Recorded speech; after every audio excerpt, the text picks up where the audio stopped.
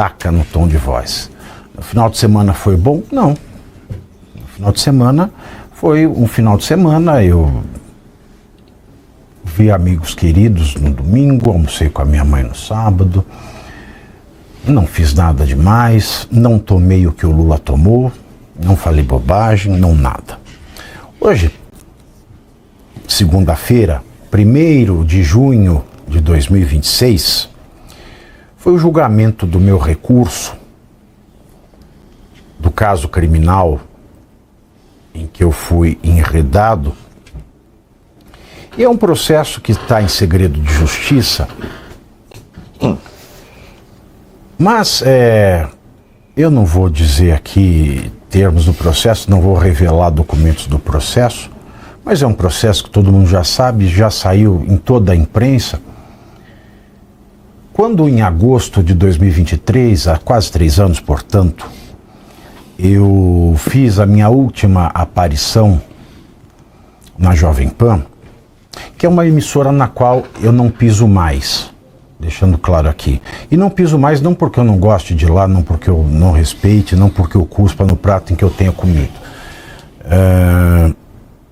Muito embora eu não diria jamais que é o prato que eu tenha comido, porque é o prato que eu botei comida. Mas eu não piso lá não porque eu não gosto de ir lá, é porque eu sou proibido de entrar no Jovem Pan. É por isso. E a minha última aparição ali foi no dia 27 de agosto de 2023.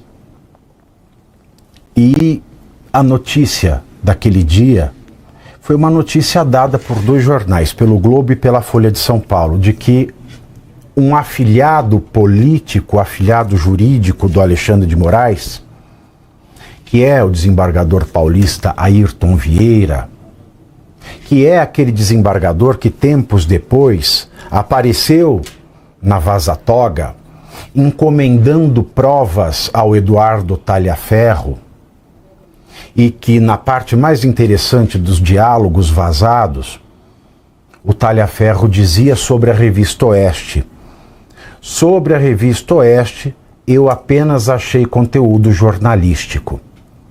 Então, o Ayrton Vieira diz: use a sua criatividade. KKK. Ele era juiz de instrução no gabinete do Alexandre de Moraes. E em agosto, voltando para o meu último dia na Jovem Pan, em agosto, a Folha e o jornal O Globo publicaram um retrospecto de uma decisão que ele tinha dado em 2014, que era revogando a condenação de um fazendeiro de 70 e poucos anos, que havia sido preso já em primeira instância, porque foi pego fazendo sexo com 2 meninas, uma de 14 e outra de 13 anos. Na decisão, usou-se a teoria do erro de tipo. O nobre fazendeiro não poderia saber que a menina de 13 tinha 13 porque ela afirmava que tinha 14. Eu não entrei no mérito dessa discussão jurídica, até porque essa é uma teoria que foi lançada no mundo do direito penal pelo César Roberto Bittencourt, professor César Roberto Bittencourt, que coincidentemente, anos mais tarde, viria a ser o advogado da delação do Mauro Cid. E essa teoria do César Roberto Bittencourt, do erro do tipo, a prostituta que tem 13, mas diz ter mais idade e aparenta ter 14 ou mais, ela livrou, portanto, esse fazendeiro de 70 e poucos anos, e ela foi, inclusive, reafirmada em sede do Superior Tribunal de Justiça, na STJ. Mas o fato é que naquele dia 27 de agosto de 2023, o Ayrton Vieira concorria a um cargo no STJ, apadrinhado pelo Alexandre de Moraes. Os jornais O Globo e a Folha trouxeram esta notícia. Eu corri atrás da íntegra do voto do Ayrton Vieira à época, em 2014, e fiquei chocado com o que li. Fiquei chocado com o que li porque Em primeiro lugar, ele ignorava toda a instrução processual com os depoimentos das menores. Inclusive a de 13 anos dizia que ela morava com a avó e ele, que estava recorrendo àquela altura, costumava frequentar a casa da avó porque levava-lhe pães. E que, portanto, ele sabia a idade dela de 13 anos. Ele foi pego no ato sexual com as duas na sua caminhonete, numa cidade satélite de Catanduva. Bom, no julgamento, além de usar a expressão no duro, que é uma expressão dúbia, ele diz: no duro, meninas que se dedicam ao meretrício, à prostituição, aparentam ser mais velhas. Ainda mais quando fazem uso de drogas e de bebida alcoólica. Portanto, o que nós temos? Uma menina menor de idade, óbvio, absolutamente incapaz, vulnerável porque passa fome, vulnerável porque usa drogas, vulnerável porque bebe e vulnerável porque vende o seu corpo para não passar fome. O cachê pago pelo fazendeiro foi R$40 no caso. Pois bem, eu traduzi o que esse desembargador disse para a linguagem popular, sem termos eruditos. E fui processado por esse desembargador. Esse ano já paguei R$80 mil a ele por danos morais. E agora, no dia de hoje, o julgamento ainda não foi encerrado. Tem um desembargador que ainda tem um voto a trazer.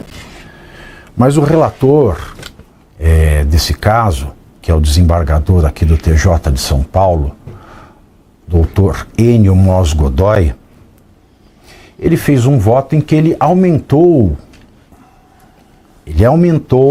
a minha condenação por ter difamado tão nobre desembargador. Ele simplesmente ignorou todo o meu recurso. Ele ignorou todos os argumentos centrais do recurso. Ele ignorou todo o conteúdo do voto criticado por mim. E ainda aumentou a pena porque, disse ele, difamei o sujeito, prejudicando a sua progressão na carreira. E eu descobri hoje que eu prejudiquei, tendo dito o que disse, não foi o Globo, não foi a Folha, fui eu apenas. Prejudiquei a progressão na carreira desse desembargador. E eu digo, aqui em alto e bom som, para encerrar esse lamento, graças a Deus. Graças a Deus. Graças a Deus. Porque um desembargador que trata uma criança da maneira que ele tratou, graças a Deus ele não foi ao STJ. E graças a Deus mais ainda porque descobriu-se, um ano depois, que ele estaria mandando forjar provas contra a Revista Oeste. E um juiz que manda forjar provas não pode ser juiz. Portanto, nesse momento exato, eu tive a minha pena aumentada. Mas, por outro lado, aliás, além da pena aumentada, mais R$40 mil a serem pagos desse processo. Portanto, meus queridos, é esta a razão da cara sorumbática e é por isso que eu fiz este introito muito longo, Holiday. Boa noite a você que está aqui conosco hoje. Bom, boa noite, Pavinato, dentro do possível, né? Porque cada dia que passa nesse país a gente fica com mais dificuldade de ter esperanças, né, de um país com verdadeira justiça. Boa noite a todos vocês que nos acompanham. Boa noite, Caivano. Caivano, boa noite, como vai você?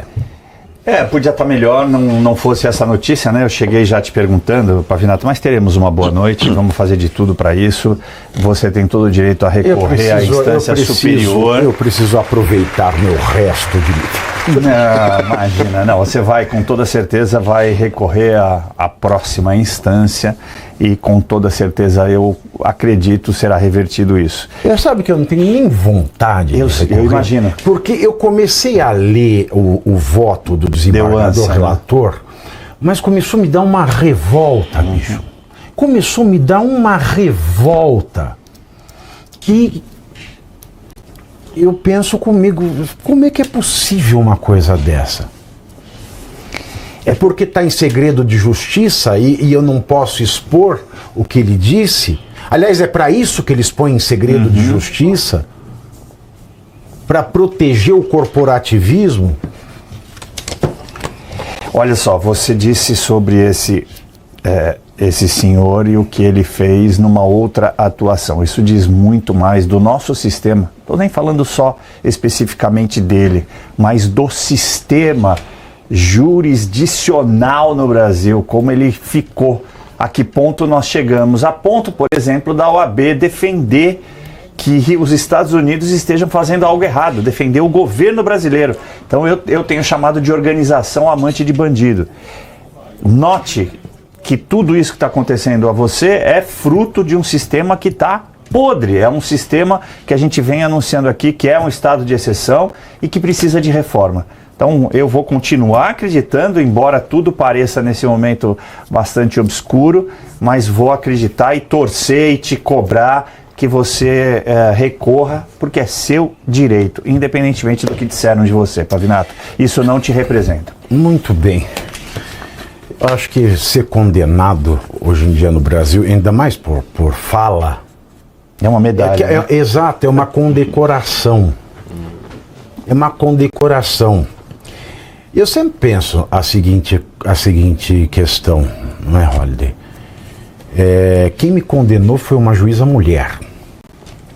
Eu fico pensando nisso, porque fica esse feminismo hoje falando assim, nós temos que... A Rosa Weber, antes de sair do STF, ela era presidente do CNJ, ela instaurou de orifício, porque não pode ser de ofício, mas um ofício que instaura é um orifício, porque as pessoas acabam aceitando uma progressão na carreira obrigatória para mulheres. Aí eu pergunto, para quê? Se uma mulher quer para ter mais sensibilidade, olha o caso de uma menina de 13 anos e concorda com isso, com esse tratamento dispensado a ela, eu não sei para que tem que ter essa cota de mulher, eu já acho que não tem que ter, mas é revoltante. Eu penso o seguinte, que merda de cristão serei eu se eu não defender uma criança? Porque ninguém defende a criança, todo mundo ficou bem quieto. É a Brinque, a Lana, Fundação contra a exploração sexual infantil lá, que é mantida pelo dono da Cirela. Ninguém abriu um pio. Por quê? Porque eu acho que a ONG só serve para pagar salário do pessoal.